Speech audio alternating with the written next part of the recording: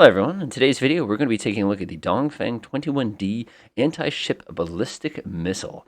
Now this video is going to be a little bit different today because I wanted to experiment a little bit with the system as well as kind of evaluate it in different combat kind of scenarios. Now keep in mind we're using Command Modern Operations to do all of this, so some of the information that we're going to be looking at might be out of date, some of the information might be inaccurate, some of the information might be a little bit too effective. So let's go ahead and take a look. So the DF-21d is basically a very medium range ballistic missile that is equipped with a reentry vehicle that has the ability to actually target ships. Now this reentry vehicle is basically a little bit more fancy than some of the traditional MIRV ones in that it can actually steer itself after it already separates from the missile, making it extremely effective.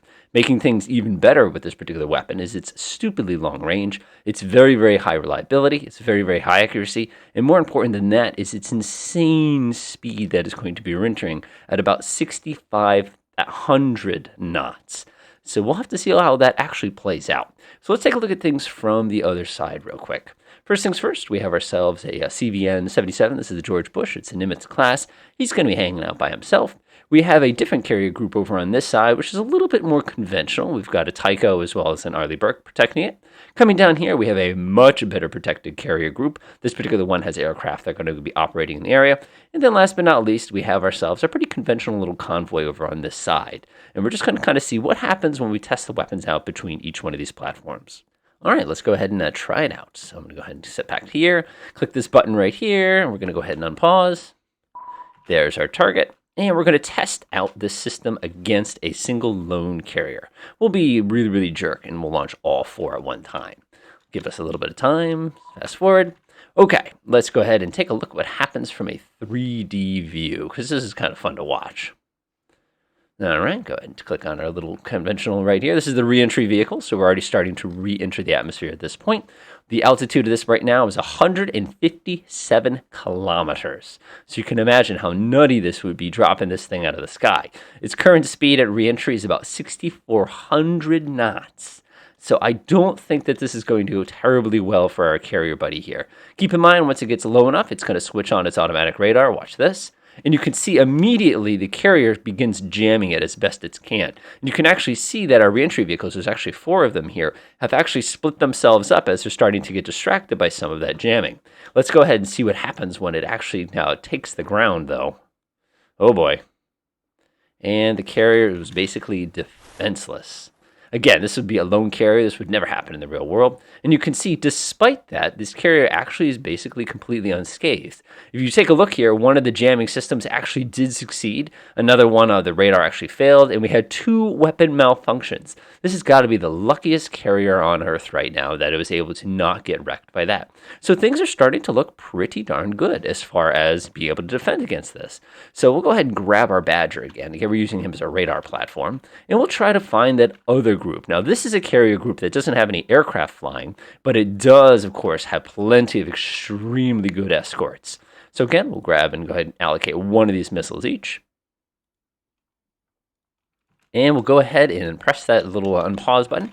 This time we'll watch the launch once I see it come off the rail. Come on, there it is, pause. Because one of the cool things to watch here is just how insanely steep of a trajectory this particular weapon has if you're using it at silly ranges like this. Let's go ahead and select our target for a second. Let's come back over here. Unpause for just a moment. Let's grab it. Whoop. Helps if you're doing it at the correct speed. Select this one. There we go. So you can watch this thing go up, all the way to the target region. Now, keep in mind that carrier group is going to have some pretty sophisticated defenses on board.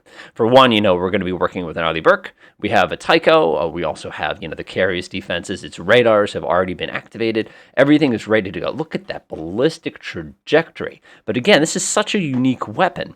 Now, the problem, of course, in the real world would be trying to identify where these ships were to begin with. Normally, what they would actually use is a constellation of specialized satellites that could actually identify where they are so they could go ahead and engage them. So we'll go ahead and speed up time a little bit here. Again, about 200 kilometers above the atmosphere, and it's going to start returning back in any moment. Of course, since this is a single reentry vehicle, that makes this problem a lot simpler. Could you imagine what it would be like if you could have 15 or 16 reentry vehicles? Here they come back down to Earth. We'll go ahead and switch things and take a look at it from the American side, or I should say the Allied side, whatever you like to call it. and we can watch them go ahead and take their shots up at the incoming weapons. Keep in mind, this is only 4. Let's see here. We have some RIM 174s. I'm sure we have SM6s as well. Everybody's starting to jam. Weapons are entering. You can see the active radar signal seekers. We get through the interceptors completely. 1 reentry vehicle destroyed. And here they come. Looks like for that particular attack, one of our ships, this one being defenseless, was badly injured by the particular attack. So far, things are actually looking pretty darn good. Again, the weapon is definitely very, very dangerous, but clearly it has a weakness to electronic countermeasures as opposed to conventional interceptors. So let's go ahead and try it against a very well-protected carrier group. Now, keep in mind, this carrier group is going to have aircraft to basically protect it. So I'm going to go ahead and get my SM battery, go ahead and give us 1 each. 1 of these, fire. All right, let's see what happens this time. Off they go. I have a feeling that airplane's about to be shot down. That's usually how this goes. All right, off they go. They reentry. Here we go. All right, let's see what we got this time. Switch over to our 3D view again. Go ahead and select our reentry vehicle here. Remember, this thing is entering the atmosphere doing massive, massive speeds, about Mach 10. Because of that speed, it makes it tremendously difficult to intercept using conventional weapons. Speaking of conventional weapons, I'm actually going to go press this button real quick, and so we can actually watch to see what kind of interceptors are actually going to be launched at it. Let's go take a look at it from the side. You can see they split to do their individual targets. Everything down here are all the incoming intercepting weapons. Notice the ranges involved. Notice the speeds involved. It's incredible. If you had no warning, this thing would just drop out of the sky basically on you. All right, here we go. Here comes the fun part. Notice the jamming instantaneously starts impacting their ability to strike. Watching it come in, watching it come in. Looks like some of the reentry vehicles were engaged successfully. Go ahead and slow down time a little bit. But it looks like not every reentry vehicle was engaged or destroyed. So that's already going to be problematic. They're going to have to check their WRA here. Looks like one of them is going to get through to the Tycho, and it looks like the other one's going to get through. Is it going to hit it? And that looks like it clipped him as well. All right, let's go ahead and take a look at how we did. Looking pretty good. Looking pretty good. As you can see clearly, basically no one got hit. So that's just indicative of just how effective that is. Well, what if we tried a situation where we try one of the more conventional attacks, like against a convoy? So let's go ahead and test that theory real quick. Go ahead and go like this. Go ahead and unpause, grab my battalion, target the convoy. There's plenty of ships here. Unfortunately, I don't have enough weapons to give everybody one. And you get a missile, and you get a missile. All right, let's go speed up time real quick, see what happens. Weapons go up. Let's go watch our reentry phase here, because this is the most fun part of any ballistic missile attack. Now imagine if these things were nuclear. It would make things a little bit scarier. All right, here they go. Reentering. They look like they're moving in slow motion, but it's just the insane ranges we have involved at the moment. All right, they're being jammed already. Keep in mind, I put a single Arleigh Burke basically as an escort here, just to sort of test the classic convoy attack. And here come the weapons. Again, any moment now, there should be missiles exploding all around these as the Arleigh Burke does the best it can with its Aegis missile system. Let's take a look here. Missiles are coming in. Looks like, oh, one of them got hit. 2 of them got hit. It looks like 2 got through. All right, let's inspect the damage. And we can close that screen for now. And we can see that one of them, the Howard Lenson, is on fire. Yeah, he's gone. That thing is toast. So you can see it didn't work that well. So very, very interesting results so far. Now, one of the things I did when I was researching for this episode was trying to figure out just how many of these particular systems China has. Based on current intelligence estimates, there could be anywhere between 50 and 200. So just as a quick little experiment to see what the effect of that would be, I'm actually going to clone these. These are actually 4 each. So if we do 50 divided by 4, that gets us 12 of these. 1, 2, 3, 4, 5, 6, 7, 8, 9, 10, 11, 12. Okay. Now, what happens if we took this entire group of them and we decided to engage everything we could see? So let's go ahead and grab our handy-dandy H6 again. I'm going to go ahead and pause. I'm going to have the H6 identify each target individually. Very nice. We'll go ahead and have it target the one over on this side. Again, remember, they'd be using satellites for this purpose. They would not necessarily be using, these old, outdated platforms for this particular purpose. All right, we have a pretty good look at those. Let's see if we can get a better look at these over here. All right, looking a little better. We'll go over on this side. Oop, we got to identify that convoy. And we are good to go. Okay, cool. Let's go ahead and see what happens.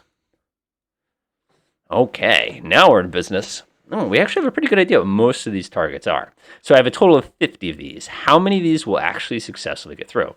2, 3, 4, 5, 6, 7, 8, 9, 10, 11, 12, 13, 14, 15, 16, 17. So I have 17. 50 divided by 17 gets me 3 weapons each. It's not bad. So I'll set this to 3. And I'll go 1, 2, 3. 1, 2, 3. 1, 2, 3. 1, 2, 3. 1, 2, 3. Go to the next one. 1, 2, 3.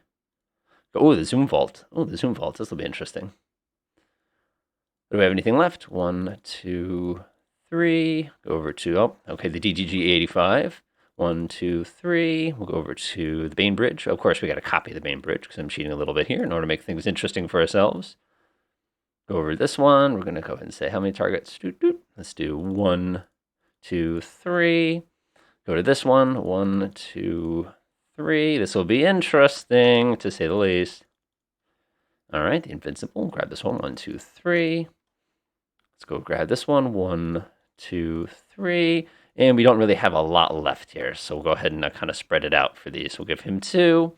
We'll give this guy 2. And we'll give this one 2.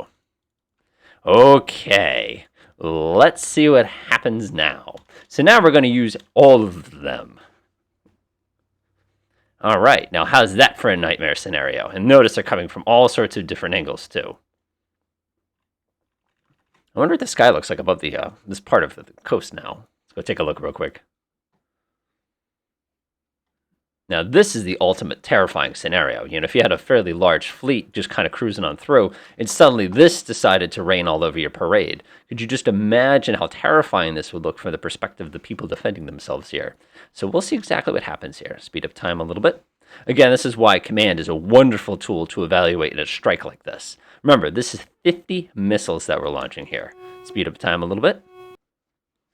And it looks like our well-defended carrier group is doing a decent job of it. Coming over on this side, our lone carrier, it looks like he's our gun about to get hit in a moment. It looks like we went okay so far. This group right here, this is a more conventional carrier group.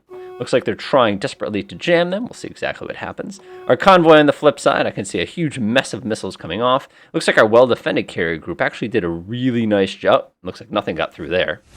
All right, some of that's coming through, some of that's coming through, and I think some of this is going to come through. Delightful. Oh, looks like 2 of them completely missed. Ah, interesting. All right, let's go ahead and switch to the other side real fast and see what our total damage is today. So this lone carrier, incredibly, didn't take a single hit. Interesting. Let's go ahead and take a look down this way. We can see that our only victim here was the carrier. Our escorts actually did a really, really nice job. Of course, our supply vessel, who got shot up pretty bad the last time we tested it, got nailed. This would not be good news. This ship would probably flood out if we gave it some time. Our well-defended group on the flip side is a little worse for wear. We can see that the Early Burke is completely ruined. We can see this one's already started to sink in, the Tycho over here. We can see our carrier is well protected, which is good. We can also see the NZO is still protected. And we can see that our Zoom Vault did not take any hits whatsoever. Let's go ahead and pop over to our convoy. Our convoy on the flip side was devastated. Look at this. Of course, our escort is just... Actually, where is our escort? Our escort sunk. Let's actually go to losses and expenditures and take a look here. Fired 45 of these. Let's see here. Yeah, these 4 vessels were shot and destroyed completely instantly. So you can imagine just how much damage it is. So for 50 missiles, it looks like we're going to end up with 8 or 9 total vessels, which is actually quite a strike. And keep in mind, one of those vessels was a carrier, and 2 of those, actually 4 of those vessels were escorts. So if there was a follow-up attack, perhaps with anti-ship missiles, things would end much more poorly. All right, hopefully this video was interesting. Again, I was just looking for a way to kind of evaluate the effectiveness of the Dongfeng 21. Keep in mind there'll be newer versions coming up in the future. I'm sure that'll be a little different. There'll be new countermeasures such as laser systems that could be used to engage it. But other than that, it's a pretty powerful system. You know, it's definitely going to be way more effective than conventional anti-ship missiles. You know, if I came rushing in here with a bunch of KH-22s, for example, you'd be amazed how casually they'd be slapped out of the sky. versus those teeny, teeny, tiny, extremely high velocity reentry vehicles. Enjoy.